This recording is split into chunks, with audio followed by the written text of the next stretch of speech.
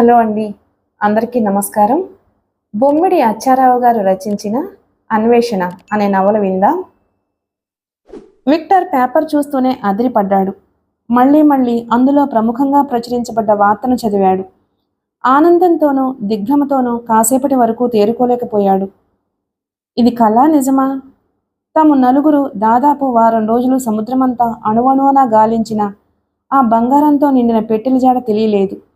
ఇప్పుడు అకస్మాత్తుగా అందులోని ఓ పెట్టె బయటపడిందంటే చాలా ఆశ్చర్యంగా ఉంది. ఇన్నాళ్ల తర్వాత ఇప్పుడు దొరికిందంటే తక్కిన 7 పెట్టెలు కూడా ఖచ్చితంగా అదే స్పాట్లోనే సముద్ర గర్భంలో చిక్కుకుని ఉంటాయి. ఇప్పటికైనా మించిపోయింది లేదు. వెంటనే ఆ ప్రాంతంలో అన్వేషించాలి. ఎలా? ఇప్పుడు తను సివిలియన్ నేవీ నుంచి వచ్చేసి దాదాపు 2 ఏళ్లు కావస్తుంది. ఇప్పుడు ఇన్నాళ్ల తర్వాత మళ్ళీ బాంబే వెళ్ళి సముద్రంలో అన్వేషణ సాగిస్తే పోర్టు అధికారులకి, నేవీ సిబ్బందికి అనుమానం రాదు? ఎలా? అవును, అదే మంచిది.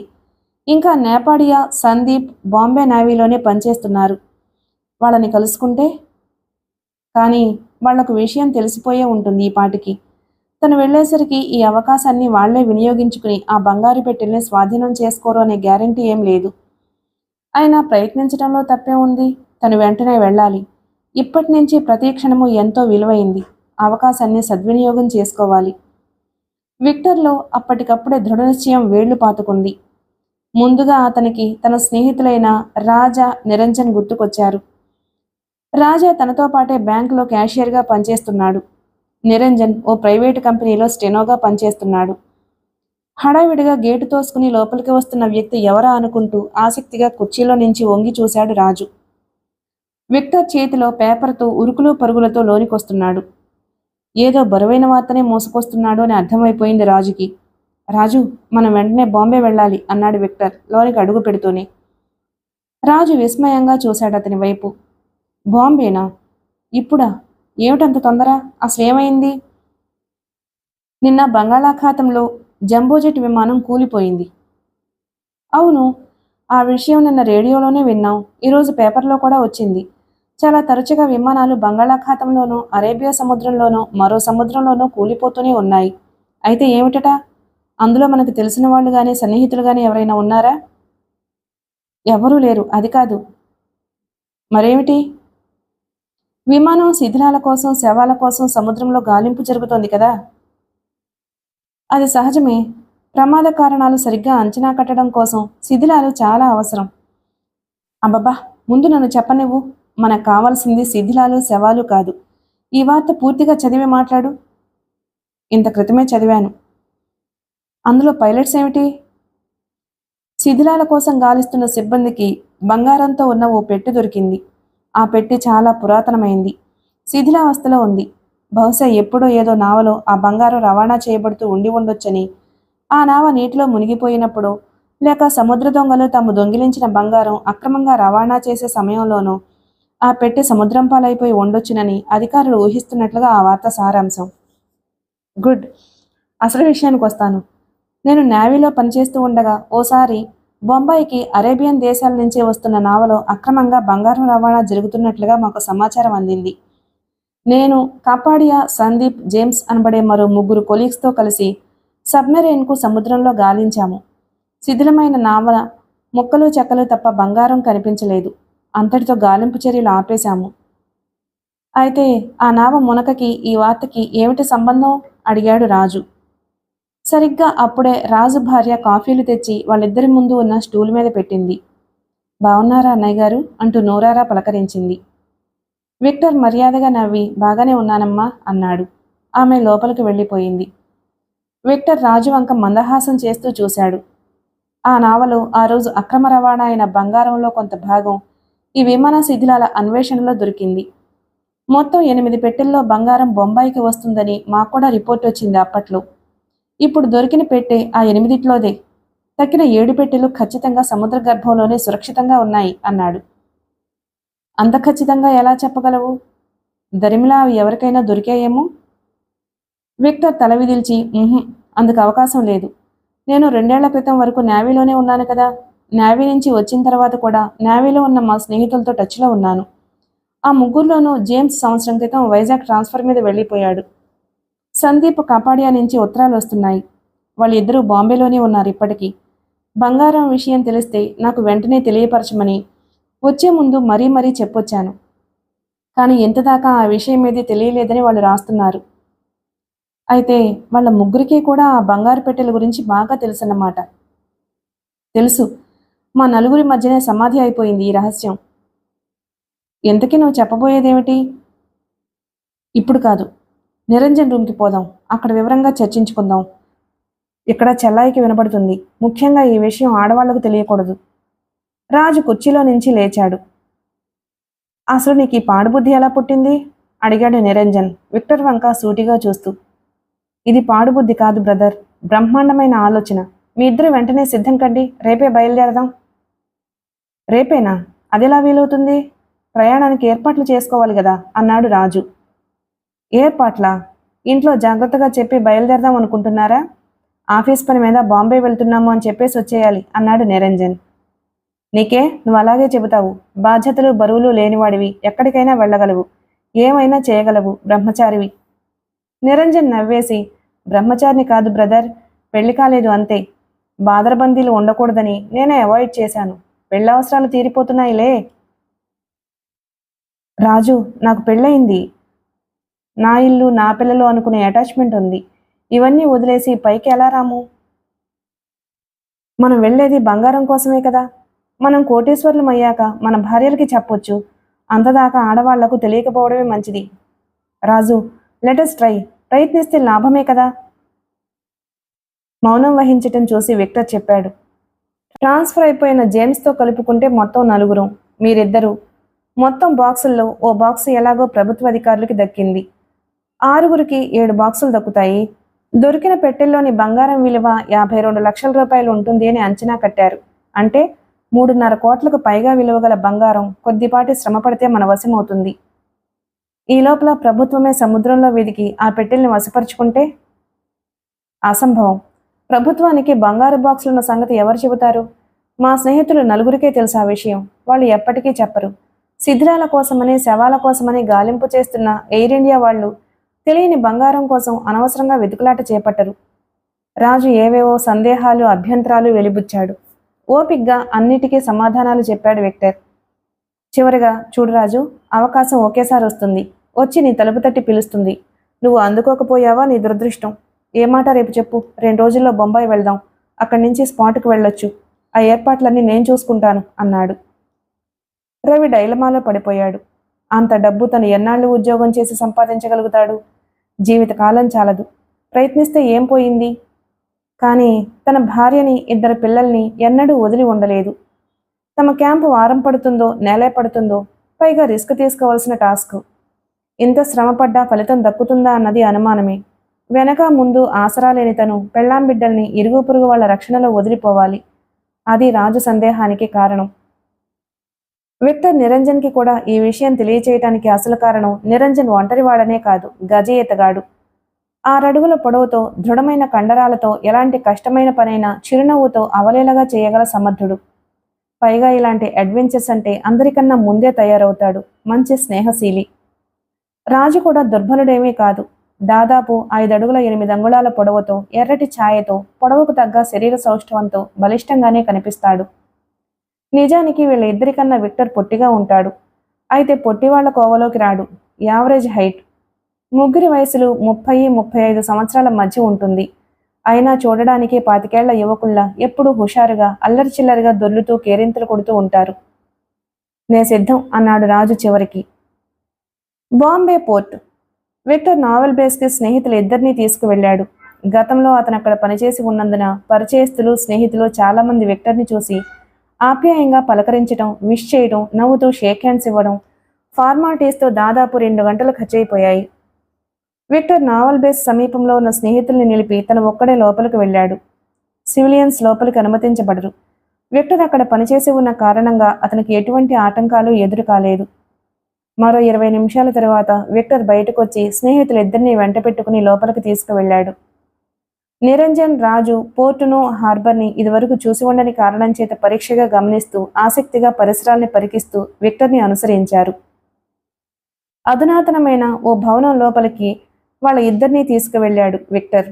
విశాలమైన హాల్లో యూనిఫామ్లో ఉన్న ఇద్దరు అఫీషియల్స్ కూర్చుని ఉన్నారు. విక్టర్ వాళ్ళిద్దరికీ నిరంజన్ని, రాజుని పరిచయం చేస్తూ వాళ్ళిద్దరి గురించి ఈయన కపాడియా, ఈయన సందీప్ అంటూ పరిచయం చేశాడు. కపాడియా సన్నగా పొడవుగా ఉన్నాడు. వయసు 40 సంవత్సరాలుండొచ్చు. సందీప్ 30 ఏళ్ల లోపువాడు. పచ్చగా దబ్బపండు ఛాయతో బాగా ఎత్తుగా బలిష్టంగా ఉన్నాడు. ఎప్పుడూ చెరగని చిరునవ్వు తన సొత్తన్నట్లు మందహాసం చేస్తూ ఉంటాడు. రాజుకి అతను బాగా నచ్చాడు. కపాడియా జోక్స్ కట్ చేస్తూ ముఖ్యంగా అమ్మాయిల గురించి మాట్లాడుతూ నిరంజన్ని ఆకర్షించుకున్నాడు. అందరూ కలిసి హోటల్లో పెద్ద గది తీసుకున్నారు. హోటల్లో గది తీసుకోవాలి అనే ప్రతిపాదన కపాడియానే సూచించాడు. తమ చర్చలకు అనువైన స్థలం హోటల్ గదే అనే అభిప్రాయంతో తక్కిన నలుగురు అంగీకరించారు. వెంటనే హోటల్ సిల్వర్ స్టార్లో విలాసవంతమైన 2 గదుల సూట్ని బుక్ చేశాడు విక్టర్. దాదాపు 2:30 గంటలు చర్చలు సాగాయి. వాళ్ళ సమావేశంలో చాలా విషయాలు దొర్లాయి. నా ఫ్రెండ్ ఒకతను గోల్డ్ డిటెక్టర్ని రూపొందించాడు. రహస్యంగా దాచిన మారణాయుధాల్ని మెటల్ డిటెక్టర్ కనిపెట్టినట్లే ఇది 20 మీటర్ల పరిధిలో ఎక్కడైనా గోల్డ్ సంక్షిప్తమై ఉంటే దాన్ని కనిపెట్టి మనకి చెబుతుంది. దానికి ఓ ఎర్ర బల్బు, కాలింగ్ బెల్ వంటి సాధనం అమర్చబడి ఉంటాయి. బంగారాన్ని కనిపెట్టిన వెంటనే బల్బు వెలుగుతుంది, బెల్లు మోగుతుంది. బంగారం ఏ దిశలో ఉందో, ఏ డైరెక్షన్లో కూడా యారో మార్కు ద్వారా సూచిస్తుంది, చెప్పాడు సందీప్. విక్టర్ హర్షధ్వానం చేశాడు. వెరీ గుడ్, మీరు ఎలర్ట్గా ఉంటారని నాకు తెలుసు. ఇక బంగారం మనకు చిక్కినట్లే అన్నాడు. అప్పుడే ఏం చెప్పగలం? ఆ స్పాట్కి చేరే లోపల ఎన్నో అడ్డంకులు.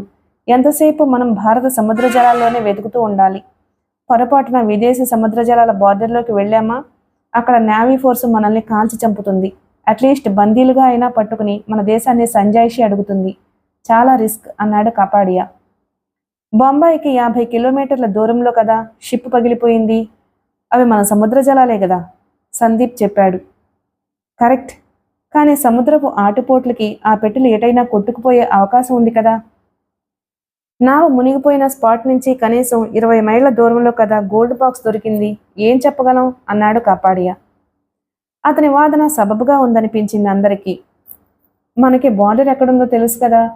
సముద్ర విహారానికి బయలుదేరినట్లే మన నావలో సిబ్బందికి చెబుతాం. హైదరాబాద్ నుంచి స్నేహితులు వచ్చారని, సముద్రయానం పట్ల వారికి చాలా ఆసక్తి ఉండడం వల్ల బాంబే వచ్చారని చెబుతాం. ఎవరూ అనుమానించరు. ఇకపోతే ఆ మోటార్ బోటు మంచిది సిద్ధం చేసుకుందాం. ఆక్సిజన్ సిలిండర్లు, రబ్బర్ ట్యూబ్లు తదితర ప్రాణరక్షణ సరంజామా అంతా ముందుగానే బోట్లో అమర్చుకోవాలి. ఇందులో తొందరపాటు పనికిరాదు. అలాగే ఓ వారం రోజులకు సరిపడే ఆహారం కూడా సిద్ధం చేసుకుంటే మంచిది. కపాడియా మాటలకు సందీప్ అడ్డొచ్చి, ఆహారం నిలవదే ఉంది. మనం ఏ రోజుకు ఆ రోజు క్వార్టర్స్కి చేరకపోతే మన హయ్యర్ అథారిటీస్కి అనుమానం రావచ్చు అన్నాడు. కపాడియా, విక్టర్స్ ఆలోచనగా తల్లు ఊపారు.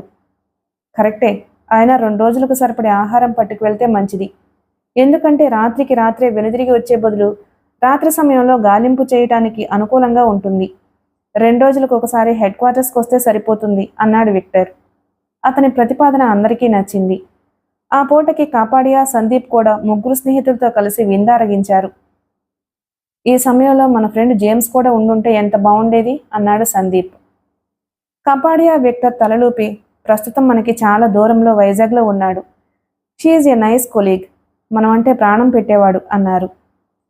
సందీప్ నిరంజన్, రాజుల వంక నవ్వుతూ చూసి, ఎంతసేపు మనం మాట్లాడుకుంటున్నామే గాని నీ ఫ్రెండ్ పెదవి కదపడం లేదు అన్నాడు విక్టర్తో. విక్టర్ రాజు, నిరంజన్ల వంక చూసి, అవును కదూ, ఏం రాజు బాగా నర్వస్గా ఫీల్ అవుతున్నావేమిటి? మా చెల్లాయి గుర్తుకొచ్చిందా? బెంగ పెట్టుకోలేదు కదా అన్నాడు. రాజు నవ్వేసి, అదేమీ లేదు, మీరు మాట్లాడుకుంటున్న ప్రతి మాట జాగ్రత్తగా వింటున్నాను. మేం చర్చలో పాల్గొనలేదన్న మాటే గాని ఆమూలాగ్రం ఆకలింపు చేసుకున్నాం అంటూ నిరంజన్ వంక సాభిప్రాయంగా చూశాడు. నిరంజన్ చాలా ఉత్సాహంగా ఉన్నాడు. అతనికి సముద్రం మీద తిరగడం అంటే చాలా ఇష్టం. థ్రిల్లింగ్గా ఫీల్ అవుతున్నాడు. చాలా ఎగ్జైట్ అవుతున్నాడు. ఎప్పుడు బయలుదేరదాం అన్నాడు నిరంజన్. కపాడియా అతని వైపు నవ్వుతూ చూశాడు. మన ఫ్రెండు చాలా హర్రీగా ఉన్నాడు. ఇంకా ఓ పక్క వైమానిక దళాలు గాలింపు చర్యలు పూర్తి చేయలేదు. శవాలు, శిథిలాలు పూర్తిగా కనుగొనబడలేదు. ఇంకా 2 రోజులు పట్టొచ్చు అన్నాడు. నిరంజన్ నిరాశపడిపోయాడు. ఇంకా 2 రోజులా? ఎదురు చూడాలంటే నాకు చాలా ఇబ్బందిగా ఉంటుంది అన్నాడు. ఈ లోపల బాంబే అంతా సరదాగా తిరిగి రండి. మీరు బ్యాచిలర్స్ కదా, ఎంజాయ్ యువర్ సెల్ఫ్. కామాటిపురా. చిన్నగా కన్ను కొట్టి చెప్పాడు కపాడియా. అతను విలాస పురుషుడని అందరికీ తెలుసు. నిరంజన్ సిగ్గుపడుతూ నవ్వాడు. విందు పూర్తయింది. సందీప్ విక్టర్ వైపు చేయి సాచి, మేము మళ్ళీ కలుస్తాం. నిన్నటి నుంచి నేను కపాడియా భాయ్ ఈ విషయమే చర్చించుకుంటున్నాం. లక్కీగా నువ్వు వచ్చావు. జేమ్స్ నిన్ను పిలిపిద్దాం అనుకున్నాం కూడా. నువ్వు వచ్చావు, అతను కూడా వస్తాడేమో. ఈ 2 రోజుల్లోనూ కన్ఫర్మ్ అయిపోతుంది. అతను రాకపోయినా అతని షేర్ అతనికి ఇచ్చేయాలి. అందరికీ సమ్మతమే కదూ అన్నాడు. విక్టర్ అతనితో కరచాలనం చేసి చేతిని మృదువుగా నొక్కి వదిలి, ఇక్కడ అభ్యంతరం పరిచేవాళ్ళు ఎవరున్నారు? అతను ఫిజికల్గా మన మధ్య లేకపోయినా మానసికంగా మనను వెన్నంటే ఉన్నారు అన్నాడు. అయితే వాళ్ళు చర్చించుకుంటున్న వాళ్ళ కొలీగ్ జేమ్స్ అప్పటికే విశాఖపట్నం వదిలేసి బాంబే వైపు దూసుకొచ్చేస్తున్న విషయం వాళ్ళకు తెలియదు. హలో, ఎలా ఉంది సబ్మెరైన్ ప్రయాణం? నవ్వుతో ఆమె బుగ్గ మీద చిటికి వేశాడు జేమ్స్. సృజన మనోహరంగా నవ్వింది. అతని కళ్ళల్లోకి కళ్ళు పెట్టి చూసి చాలా థ్రిల్లింగ్గా ఉంది. ఏదో వింత లోకాల్లో విహరిస్తున్నట్లుగా ఉంది. రియల్లీ వండర్ఫుల్ అంది. జేమ్స్ ఆమెను కుడి చేత్తో నడుం దగ్గర బిగించి ఒక్కసారిగా మీదకు లాక్కున్నాడు. సృజన సరాసరి వచ్చి అతని గుండెల మీద బలంగా హత్తుకుపోయింది. యూ నాటి, ఎముకలు విరిగిపోతాయేమో అన్నంత బలంగా ఉంది నీ పిడికిల పట్టు. ఆడపిల్లలతో ఇలాగైనా ప్రవర్తించేది? మూతి సున్నాలా అందంగా చుట్టి మురిపెంగా అతని కళ్ళల్లోకి చూసింది. జేమ్స్ దాదాపు 6 అడుగుల పొడవున్నాడు. పచ్చటి దబ్బపండు లాంటి ఛాయ, దృఢకాయుడు, సన్నటి కోరమేసం అతని ముఖానికి ఓ వింత అందాన్ని తెచ్చింది. చిన్నగా నవ్వుతూ సృజనను మరింతగా గుండెలకు అదుముకున్నాడు. మీ ట్రైనీస్ వస్తారేమో?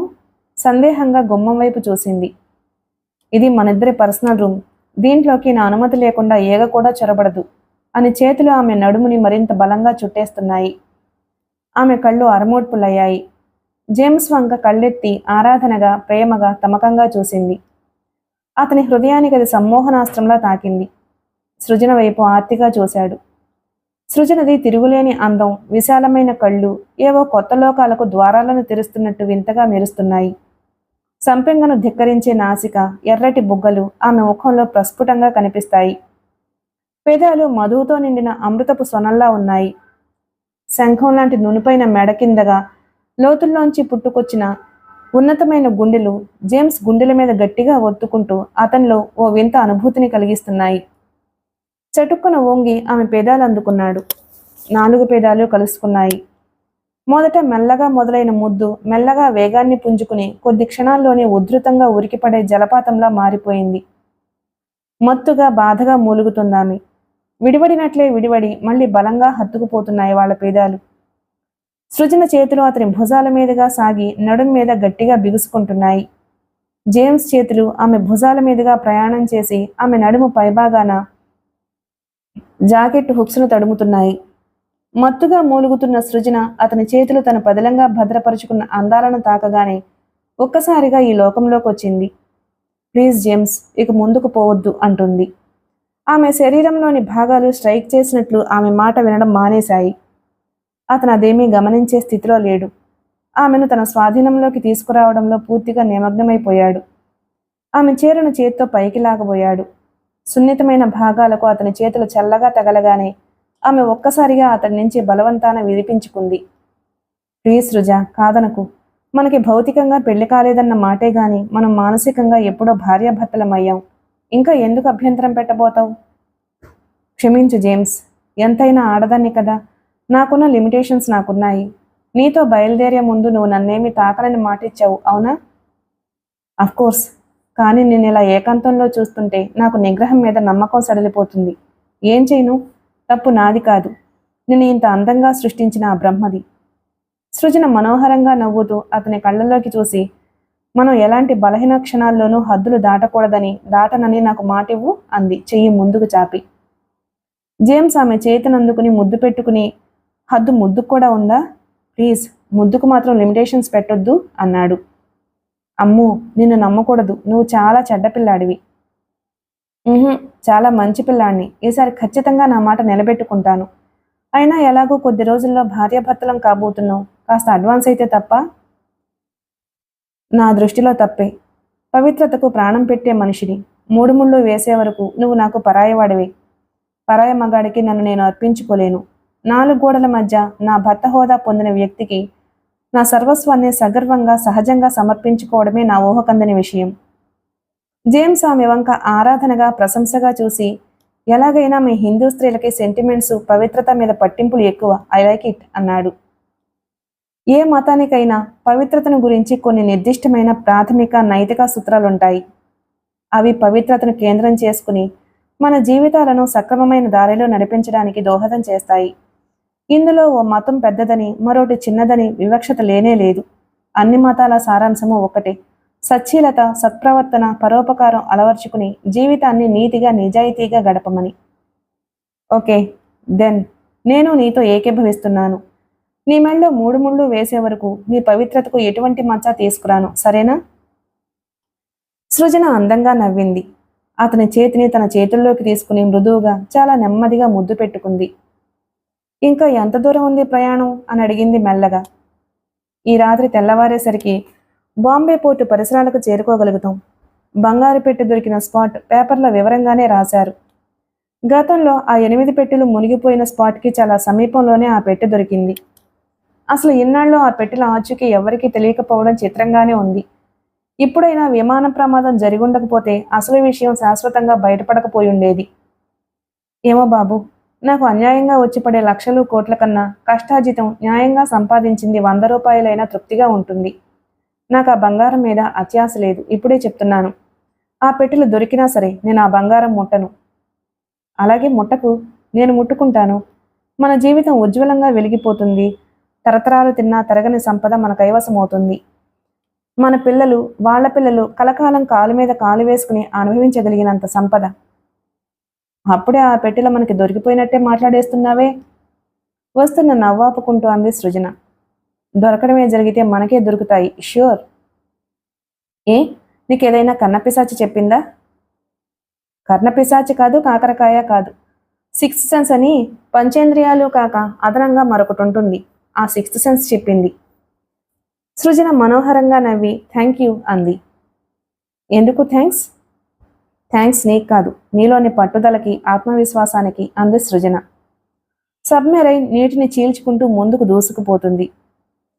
అదిగో ఆ కుడివైపు సూర్యుడు కనిపిస్తున్న వైపు పోనివ్వు. అక్కడి నుంచైతే షిప్ పగిలిపోయిన స్పాట్కి దగ్గర దారి అన్నాడు కాపాడియా. సందీప్ స్టీరింగ్ దగ్గరున్నాడు. బోట్ని కాపాడియా సూచించిన వైపు తిప్పాడు. అంత క్రితం రోజే వైమానిక దళాలు గాలింపు చర్యల్ని ముగించి వెళ్లిపోయాయని కాపాడియా హోటల్ గదిలో స్వయంగా వచ్చి చెప్పాడు, సిద్ధంగా ఉండమని. మర్నాడే సముద్రం మీదకు వెళ్లడానికి నిర్ణయించామని తెలియచేశాడు. ముందు నిరంజన్ ఈ మాట వింటూనే ఎగిరి గంతేశాడు. అతనికి తన చిరకాల వాంఛ నెరవేరుతున్నందుకు చాలా ఆనందంగా ఉంది. రాజుకి బాంబే వచ్చిన మర్నాటి నుంచి భార్యాబిడ్డల మీదకి గాలి మళ్ళీపోయింది. అయినా బంగారం మీద మమకారం పట్టి ఆపుతుంది. 2-3 రోజుల్లో తమ అన్వేషణ ఫలించి బంగారం లభిస్తే అంతకంటే ఆనందించే విషయం మరొకటుండదు. లేదా వెనుదిరిగి వెళ్ళిపోవచ్చు. ప్రయత్నించడంలో నష్టం లేదు కదా. ఇదే అభిప్రాయంతో కొత్త ఉత్సాహంతో ఎదురు చూస్తున్నాడు. విక్టర్ అయితే మేఘాల్లో తేలిపోతున్నట్లుగా ఉంది. బంగారం సాధించి తీరగలము అన్న దృఢమైన ఆత్మవిశ్వాసంతో ఉన్నాడతను. కాపాడియా మ్యాప్ మేజా మీద పరిచి బోటు ఏ దిశలో నడవవలసింది సందీప్కి సూచనలు ఇస్తుంటే సందీప్ ఆ దిశలో వేగంగా దూసుకుపోతున్నాడు. రాజు, నిరంజన్, విక్టర్ అనంతంగా పరుచుకుని ఉన్న సముద్రం మీదకి దృష్టి సారించి చూస్తున్నారు. విక్టర్ ఏదో చెప్పలేని టెన్షన్తో అనీజీగా ఫీల్ అవుతున్నాడు. రాజు అతని చేతి మీద చెయ్యి వేసి మృదువుగా నొక్కాడు. నెర్వస్ కాకు, దొరికితే దొరుకుతుంది, లేకుంటే సరదాగా సముద్ర విహారం చేసి హైదరాబాద్ తిరిగి వెళ్ళిపోదాం అన్నాడు నిరంజన్. బోటు పైనుంచి దాదాపు 300 మీటర్ల పొడవున్న నైలాన్ తాడుని నీటిలోకి వదిలారు. దానికి చివర ఓ అయస్కాంత క్షేత్రం అమర్చిన ఇనప రాడ్ ఉంది. ఆ బరువు నీటి అడుగు భాగానికి తాడుని దించడానికి బరువుగా ఉపయోగపడుతుంది. ఇనుప పెట్టెలు గాని సముద్రపు అడుగున ఉండి ఉంటే అయస్కాంతానికి ఆకర్షించబడి రాడ్డుకి తగులుతాయి. వెంటనే బోటు ఆపి దాన్ని పైకి చేదుకుంటారు మిత్ర బృందం. బోటు వేగంగా దూసుకుపోతుంది. ఇంతలో వాళ్లకు ఓ బోటు ఎదురుగా వస్తూ కనిపించింది. దాని మీద యూనిఫామ్లో ఉన్న నేవీ ఆఫీసర్స్ 4 నిల్చుని ఉన్నారు. కాపాడియా వాళ్లకు విష్ చేస్తున్నట్టుగా టోపీ చేతితో పట్టుకుని గాల్లో అటూ ఇటూ 2 సార్లు ఆడించాడు. అట్నుంచి వాళ్లు కూడా టోపీలతో రిసీవ్ చేసుకుంటున్నట్టు టోపీలు గాల్లో ఆడించి నవ్వుతూ వెళ్ళిపోయారు. అప్పుడు మధ్యాహ్నం 1 గంట దాటింది. సందీప్ లంచ్ ప్రపోజ్ చేశాడు. సందీప్, కపాడియా, విక్టర్ చికెన్ ఫ్రైతో రొట్టెలు తిన్నారు. కపాడియా మధ్య మధ్య మంచినీళ్లలాగా విస్కీ తాగుతూనే ఉన్నాడు. రాజుకి రొట్టెలు తినే అలవాటు తక్కువ. నిరంజన్కి ఏదైనా ఒకటే. అతను కూడా కాపాడియా, విక్టర్తో పాటు రొట్టెలు తీసుకున్నాడు. రాజు కొద్దిగా రొట్టెలు పళ్ళు తీసుకున్నాడు. లంచ్ అయిన తర్వాత స్నేహితులందరికీ ఆనందం కలిగించే సంఘటన జరిగింది. అకస్మాత్తుగా నైలాన్ తాడుకి ఏదో తగిలింది. అయస్కాంతానికి ఏదో అతుక్కున్నట్టు స్పష్టంగా తెలిసింది. సందీప్ బోటు వేగం బాగా తగ్గించేశాడు. కాపాడియా, విక్టర్ తాడుపైకి చేరుకోవడం మొదలుపెట్టారు. మరీ బరువుగా లేదు తగులుకున్న వస్తువు. పొడవైన ఆ తాటిని డెక్ మీదకి చేరుకోవడానికి దాదాపు 15 నిమిషాలు పట్టింది. తీరా పైకొచ్చిన తర్వాత ఆ అయస్కాంతానికి ఆకర్షించబడ్డ వస్తువు శిథిలమైన విమానపు రెక్క. కాపాడియా ఉస్సూరని నిట్టూర్చి, జంబోజెట్ విమానం తాలూకు శిథిల భాగం అనవసరంగా స్ట్రెయిన్ తీసుకున్నాం అన్నాడు. విమానం రెక్కని అయస్కాంతం రాడ్ నుంచి విడదీసి మళ్ళీ సముద్రంలో పారేశాడు విక్టర్. మేమిద్దరం సోమర్తనంగా కూర్చోలేకపోతున్నాం. మాకు ఏదైనా పని చెప్పు అని అడిగాడు రాజు విక్టర్ని. అవసరమైనప్పుడు చెప్తానుగా. అంతదాకా క్యాసెట్లో పాటలు వింటూ హాయిగా సముద్రం మీదకి దృష్టిని సారించి ఎంజాయ్ చేస్తూ ఉండండి అన్నాడతను. కాపాడియా మంచి English songs, Hindi songs, tunes ఉన్న క్యాసెట్లు స్టీరియో రికార్డుతో పాటు తెచ్చాడు. మిత్రులకి అది మంచి కాలక్షేపంగా ఉంది. రాజుకైతే మధ్య మధ్య ఇంటి మీద బెంగ కలుక్కుమంటుంది. 4 రోజుల్లో తిరిగి వస్తానని భార్యను ఒప్పించొచ్చాడు. 3 రోజులు అయిపోయింది ఇల్లొదిలి. ఆమె తనను వదిలి ఒక్కరోజు కూడా ఉండలేదు. పైగా వాళ్ళ ఆలనాపాలనా చూసే వాళ్ళెవ్వరూ లేరు. చీకటి పడింది. విక్టర్ ఆనందంగా అరిచి చెప్పాడు, షిప్ మునిగిపోయిన ప్రాంతం చేరుకోబోతున్నాం అని. కపాడియా, సందీప్ కూడా పరికించి చూసి ఎస్, స్పాట్కి చేరుకుంటున్నాం అన్నారు. సరిగ్గా అదే సమయంలో బోట్ అటూ ఇటూ విపరీతంగా ఊగిసలాడింది. సందీప్ స్టీరింగ్ ఫర్మ్గా పట్టుకుని జాగ్రత్తగా కూర్చోండి, వేవ్స్ వస్తున్నట్టున్నాయి అన్నాడు బిగ్గరగా. కపాడియా, విక్టర్ సముద్రం వైపు మరింత పరిశీలనగా పరికించి సమీపంలో ఎక్కడా వాయుగుండం కేంద్రీకృతమైన లక్షణాలు కనిపించటం లేదు, సముద్రం ప్రశాంతంగానే ఉంది అన్నాడు. నిరంజన్, రాజు మొదట్లో కొద్దిగా కంగారపడిన వాళ్ళ మాటలకు తేరుకున్నారు. మరోసారి బోటు ఊగిసలాడింది. ఇదివరకటి కంటే ఉధృతంగా ఊగింది ఈసారి. సందీప్ కళ్ళు చికిలించి చూశాడు. ఇంజిన్ పక్కగా నీటిలో ఏదో తల పైకెత్తి మళ్ళీ మునిగిపోయింది. ఆ కాసేపట్లోనే సందీప్కి అదేమిటో చూచాయిగా అర్థమైంది. మై గాడ్, షార్క్ అనుకున్నాడు, కానీ పైకి అనలేదు. బోటు మళ్ళీ ఎఫెక్ట్ అయితే చూద్దాం అనుకున్నాడు. ఈసారి ఇంజిన్ పక్కనున్న బోటు భాగాన్ని బలంగా కొట్టేసింది షార్క్. ఆ దెబ్బకి బోటు తలకిందులు కావలసింది. కానీ సందీప్ చాలా అలర్ట్గా ఉన్నాడు. స్పీడ్ అడ్జస్ట్ చేస్తూ స్టీరింగ్ కంట్రోల్ చేస్తున్నాడు. కాపాడియా షార్క్ని చాలా స్పష్టంగా చూశాడు. వెంటనే ఏరగన్ అందుకున్నాడు. అందులో ఒకేసారి 5 బాణాలు సంధించి గుప్పించడానికి వీలవుతుంది. యారోస్ లోడ్ చేసి గన్ పట్టుకుని సిద్ధంగా నిల్చున్నాడు కపాడియా. షార్క్ మళ్లీ తలెత్తింది. అంతే, ఒక్కసారిగా గన్ ఆపరేట్ చేశాడు కాపాడియా. ఒకేసారి 5 బాణాలు షార్క్ శరీరంలోకి మహా వేగంగా పోయి గుచ్చుకున్నాయి. నీటిలో ఒక్కసారిగా పెద్ద అలజడి. షార్క్ 2 సార్లు బోట్ని బలంగా మోదింది. బోటు కాగితం పడవలాగా విపరీతంగా ఊగిసలాడింది నీటి ఉపరితలం మీద. అందరూ అలర్ట్గా ఉండడం వల్ల గాని, లేకుంటే ఆ అదురుకు ఎగిరి సముద్రంలో పడిపోయి ఉండేవాళ్లు. షార్క్ దూరంగా చెదిరిపోయినట్లు నీటి జాడల్ని బట్టి గ్రహించారు కపాడియా, విక్టర్. షార్క్ బాగా గాయపడి పారిపోయింది. ప్రస్తుతానికి గండం గడిచినట్లే అన్నాడు సందీప్. కపాడియాతో పాటు తక్కిన 3 తేలిగ్గా ఊపిరి వదిలారు. కపాడియా మేజా మీద మ్యాప్ విప్పి పరిచాడు మళ్ళీ.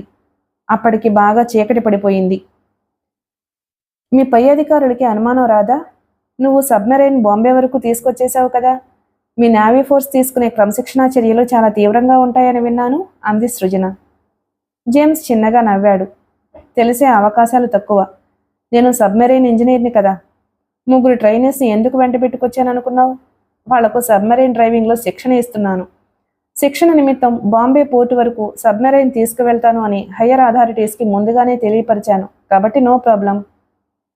సృజన అతని వంక ప్రశంసాపూర్వకంగా చూసి, ముందు జాగ్రత్త చర్యలు బాగానే తీసుకున్నావన్నమాట, గుడ్ అంది. తీసుకోకపోతే ఎలా? నువ్వన్నట్టు మా డిపార్ట్మెంట్ వాళ్ళు క్రమశిక్షణా చర్య తీసుకోవాల్సి వస్తే చాలా తీవ్రంగా ఉంటుంది. ఉద్యోగం నుంచి తొలగించడమే కాదు, ఏదైనా పొరపాటు దొర్లితే జైలు శిక్షతో కూడా సత్కరిస్తారు. ఇంకా ఎంత దూరం? అందంగా ఒళ్ళు విరుచుకుంటూ అంది సృజన. అందమైన శిల్పంలా పొందికగా ఉన్న ఆమె అవయవాలు తన సహనానికి పరీక్ష పెడుతుంటే తదేక దీక్షతో ఆమె అందాన్ని ఆపాదమస్తకం కళ్ళతోనే తడిమేస్తున్నాడు జేమ్స్. ఏమిటి అలా చూస్తున్నావు? అంది సృజన కొంటెగా కళ్ళార్పి. ఎదురుగా నువ్వుంటే ఇంకా వేరే చూసేదేముంటుంది? కానీ నీ చూపులు ఏదోలా ఉన్నాయి. ఏదోలానా అంటే? కోరికతో రేగిపోతున్నట్టు, కాస్త చూపు పక్కకి తిప్పితే నేను పారిపోతానేమో అన్నట్టు, నన్నే తదేక దీక్షతో తినేస్తున్నట్టు, కళ్ళల్లో కళ్ళు పెట్టినట్లు, నేనే లోకమైనట్టు, నేను తప్ప ప్రపంచంలో ఇంకేమీ లేనట్టు, ఇంకా ఎన్నో రకాల అర్థాన్ని ప్రకటిస్తున్నాయి నీ చూపులు. జేమ్స్ పకపకా నవ్వాడు. నువ్వు రచయిత్రివి కావాల్సింది. మగాడినైన నాకే అర్థం కాని చూపుల అర్థాలు ఎంత బాగా విడమర్చి చెప్పావు. జేమ్స్ ఈ మాటలంటున్న సమయంలో సబ్మెరైన్ ఊగిసలాడింది అటు ఇటు. ఇంజన్ పక్క నుంచి ఏవేవో సన్నగా శబ్దాలు వినిపించాయి. జేమ్స్ చెవులు దోరబెట్టి విన్నాడు. సరిగ్గా అప్పుడే అతనున్న గది తలుపు దగ్గర ఎవరో తడుతున్న సవ్వడి వినిపించింది. జేమ్స్ బోల్ట్ తప్పించి తలుపు తెరిచాడు. ఎదురుగా ఇద్దరు యువకులు నిల్చుని ఉన్నారు. సబ్మెరైన్ ట్రైనీస్ ముగ్గురులోనూ వాళ్ళిద్దరూ, రాఘవ్, సలీం. మూడో ట్రైనీ రాబర్ట్ ఇంజన్ దగ్గర ఉన్నాడు. వాళ్ళు ఎందుకో చాలా ఆందోళనగా వర్రీగా కనిపించారు. ఏం రాఘవ్, ఏమైంది అని అడిగాడు జేమ్స్ కుతూహలంగా. ఇంజన్ పక్కన గ్లాస్ ఉపరితలం మీద ఏదో జలచరం శబ్దం చేస్తుంది సార్, మీరోసారి వచ్చి చూస్తే అన్నాడు రాఘవ్. మెరుపు వేగంతో ఇంజన్ వైపు పరుగులు పెట్టాడు జేమ్స్. సృజన అతన్ని అనుసరించింది. ఇంజన్ పక్క నుంచి చాలా పెద్ద శబ్దాలు వినిపిస్తున్నాయి. కొద్ది క్షణాల్లోనే అది సొరచేపలు చేస్తున్న శబ్దమని గ్రహించాడు జేమ్స్. సబ్మెరైన్ మీదకి సాధారణంగా సముద్ర జలచరాలు తిరగబడడం, దాడి చేయడం అతని అనుభవంలో ఎరిగిన విషయమే. అయితే ఒక్కోసారి వాటి వల్ల పెద్ద నష్టం జరగడం, సబ్మెరైన్ బాడీ ఏదో పక్కన పగిలిపోయి నీరు పూర్తిగా లోపలికి ప్రవేశించడం జరగొచ్చు. అది చాలా ప్రమాదం. తమ ప్రాణాలకు కూడా సెక్యూరిటీ ఉండదు. అయితే అలాంటి సమయంలో చాలా సమయస్ఫూర్తితో వ్యవహరించాలని, ఏమాత్రం తొందరపడ్డా అవి పెద్ద సంఖ్యలో దాడి చేయటం, మెరైన్ను నాశనం చేయటం కూడా జరగొచ్చని జేమ్స్కు తెలుసు. జేమ్స్ కొద్ది క్షణాల్లోనే వాటి నుంచి తమ సబ్మెరైన్ను ఎలా రక్షించుకోవాలో ప్లాన్ చేసుకున్నాడు. జేమ్స్ది చాలా దృఢమైన సబ్మెరైన్. యుద్ధ సమయంలోనూ బార్డర్ లైన్ రక్షణలోనూ ఉపయోగించడానికి అనువుగా చాలా బలంగా నిర్మించబడింది. అందుకే ప్రత్యేకం ట్రైనింగ్ నిమిత్తం దాన్ని ఉపయోగిస్తూ ఉంటాడు జేమ్స్. మెరైన్ ఇంజనీరింగ్లో అపరిమితమైన అనుభవం గడించాడు జేమ్స్. చిన్న వయసులోనే చాలా పెద్ద పొజిషన్ సంపాదించాడు. ఆపదలు ఎదురైనప్పుడు వాటిని ఛాలెంజ్గా తీసుకుని సాహసంతో ఎదుర్కోవడం అతనికి వెన్నతో పెట్టిన విద్య. ఇప్పుడు రాబోయే ప్రమాదాన్ని కూడా షార్ప్గా గుర్తించాడు. వెంటనే అతని మెదడులో దాని నుంచి తమను ఎలా రక్షించుకోవాలో పథకం రూపుదాల్చుకుంది. సబ్మెరైన్ బయటికి పొడవాటి తుపాకీ బారెల్ ప్రొజెక్ట్ అయి ఉంది. అది మెరైన్ లోపలి భాగంలో ఉన్న తుపాకీ బాడీకి కనెక్ట్ చేయబడి ఉంటుంది. శత్రువుల్ని అటాక్ చేయవలసి వచ్చినప్పుడు తుపాకీ మ్యాగజైన్ విప్పి ఒకేసారి 6 గుళ్ళు లోడ్ చేసుకుని ఫైర్ చేస్తారు. దాంతో సబ్మెరైన్ మీద దాడి చేయబోయే శత్రువులు బెదిరి పారిపోవడం, ప్రాణాలు నష్టపోవడం జరుగుతుంది. జేమ్స్ అదే చేశాడు. చకచక మ్యాగజైన్లో 6 బుల్లెట్లు లోడ్ చేశాడు. ఒకదాని వెంట మరొకటి చకచక ఫైర్ చేశాడు. ఇంజన్ పక్కనున్న గ్లాస్ నుంచి అతనికి తమను అటాక్ చేసిన సొరచేపలు స్పష్టంగా కనిపిస్తున్నాయి. 1, 2 కాదు, ఒకేసారి 10ల సంఖ్యలో విపరీతమైన వేగంతో దాడి చేసి గ్లాస్ని పగలగొట్టడానికి ప్రయత్నిస్తున్నాయి. ఊహించని ఎదురుదాడికి అవి సిద్ధంగా లేకపోవడంతో ఒక్కసారిగా తమ మీద కురుస్తున్న గుళ్ల వర్షానికి కకావికలమైపోయాయి. కొన్ని అప్పటికప్పుడే గిలగిలా కొట్టుకుంటూ చచ్చిపోయాయి. తక్కిన సొరచేపలు ఊహించనంత వేగంగా క్షణాల్లో మటుమాయమైపోయాయి. సృజన జేమ్స్ వంక మెచ్చుకోలుగా చూసింది. జేమ్స్ ఆమె వంక చిలిపిగా చూసి చిన్నగా కన్ను కొట్టాడు. చీపాడు, అవతల ట్రైనీస్ ముగ్గురు ఉండగానే ఏమిటి మనిషి అని అందంగా కిసుక్కుమంది సృజన. ట్రైనీస్ తమ గురువు వైపు ఆరాధనగా చూస్తూ ఉండగా సృజన చేతినందుకుని తన క్యాబిన్ వైపు నడిచాడు జేమ్స్. అప్పుడు మధ్యాహ్నం 1:30 అయింది. భోంచేద్దామా అన్నాడు జేమ్స్ సృజనని దగ్గరకు లాక్కుంటూ. షూ వదులు అంది సృజన విడిపించుకునే ప్రయత్నం ఏదీ చేయకుండానే. చటుక్కున ఆమెను అతి సన్నిహితంగా లాక్కుని పెదాల మీద బలంగా ముద్దు పెట్టుకున్నాడు జేమ్స్. ఆమె ఉక్కిరిబిక్కిరైంది. భోంచేద్దామని చెప్పి చిరుతిళ్ళకి ఎగబడుతున్నావేమిటి అంది నవ్వుతూ సృజన. విందు భోజనం కోసం ఆత్రంగా ఎదురు చూస్తున్నాను అన్నాడు ఆమె గుండెల మీద తలా నుంచి మృదువుగా రుద్దుతూ. సృజనకి పులకరింతలు రేగాయి. ఈ అల్లరి పిల్లాడితో వేగలేకపోతున్నానమ్మా, ఎంత చెప్పినా వినడం లేదు కదా అంది అతని పెదాల మీద ముద్దులతో ముద్ర వేస్తూ. ఆహా, ఏమి నా భాగ్యం, ప్రియురాలు తనంతటగా తానుగా ఇచ్చిన ముద్దు మాధుర్యానికి విలువ కట్టడానికి ఎవరి తరం అన్నాడు ఆమెను కవిగిట్లో ఉక్కిరి బిక్కిరి చేస్తూ. అతను హద్దు మేరడానికి ఎన్నో క్షణాల వ్యవధి లేదని గ్రహించేసింది సృజన. మృదువుగా విడిపించుకుని, వైజాగ్ తిరిగి వెళ్లే వరకు ఆగేలాగా లేవు. ఇలా అయితే నేను ఈ క్యాబిన్లో నీతోనే ఉండను అంది. ఆమెను వదలడం ఇష్టం లేకపోయినా ఆమెకు నిజంగానే కోపం వచ్చిందని గ్రహించి పట్టు సడలించాడు. సృజన అతని ముఖంలోకి చురుగ్గా చూసి నవ్వింది. ఆ నవ్వే చాలా అతనికి. ఇలా ఎన్నాళ్ళు అన్నాడు దిగులుగా. సృజన సీరియస్గా చూసి, అసలు నువ్వు ఈ ప్రయాణం పెట్టకపోయుంటే ఇవాళ రేపో పెళ్లి జరిగిపోయి ఉండేది. నువ్వే అత్యాశకు పోయి బంగారం పెట్టెల కోసం ఈ అర్ధంతరంగా ప్రోగ్రాం పెట్టావు. నాకైతే ప్రభుత్వాన్ని మోసగించి ఇలా అక్రమంగా బంగారం ఉన్న పెట్టెల కోసం అన్వేషించడం బొత్తిగా ఇష్టం లేదు అంది. ఆమె ఇంకా ఏదో చెబుతూ ఉండగా వారించి, ఎన్నాళ్ళని జీతంరాళ్లతో జీవితంతో రాజీపడను. అందుకే వచ్చిన ఈ అవకాశాన్ని సద్వినియోగం చేసుకోవాలి అని బయలుదేరాను. తప్పంటావా అన్నాడు జేమ్స్. సృజన అతని మాటల్లోని నిజాయితీని గురించి ఆలోచిస్తుంది.